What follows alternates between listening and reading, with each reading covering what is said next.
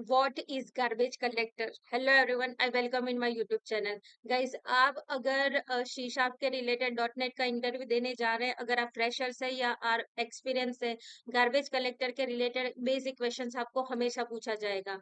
तो सबसे important questions ये है कि गार्बेज कलेक्टर क्या होता है।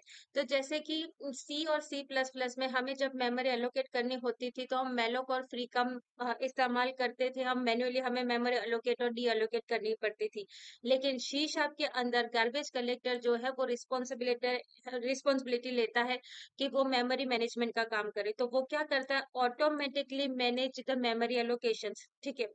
अभी सबसे इम्पोर्टेंट क्वेश्चंस का आंसर आपको ये देना है कि जीसी जो है वो ऑटोमेटिकली वर्क करता है, लेकिन वो किस पे ऑटोमेटिकली वर्क करता है या वो किस ऑब्जेक्ट को फ्री करने का काम करता है। तो वो वर्क करता है ऑन रेफरेंस मैनेज ऑब्जेक्ट। देखिए, ऑब्जेक्ट दो प्रकार के होते हैं, मैनेज ऑब्जेक्ट, अनमैनेज ऑब्जेक्ट।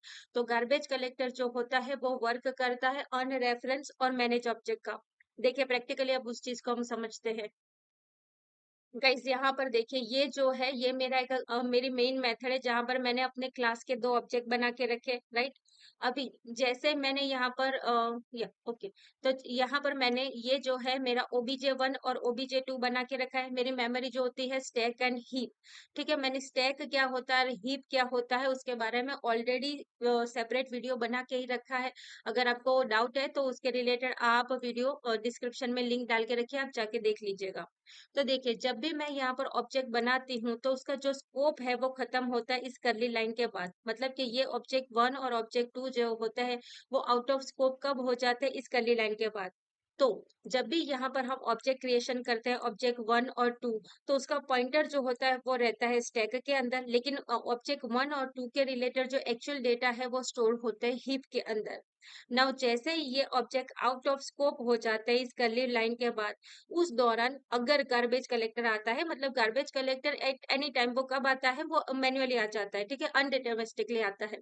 तो यहाँ पर जब भी गार्बेज कलेक्टर आता है और वो देखता है कि ये जो ऑब्जेक्ट है वो आउट ऑफ स्कोप हो चुका है और उसके रिलेटेड कोई भी रेफरेंस यहाँ पर स्टैक में नहीं है, यहाँ पर इसके जो पॉइंटर्स है वो यहाँ पर नहीं है, कोई इसका रेफरेंस नहीं मिल रहा है, तो वो क्या करता है, यहाँ पर हीप में जाता है और ये जो ऑब्जेक्ट्स है उसके रिलेटेड जो मेमोरी अलोकेट करके रखी है उस मेमोरी को वो यहाँ से रिमूव कर देता है और वापस ओएस को असाइन कर देता है।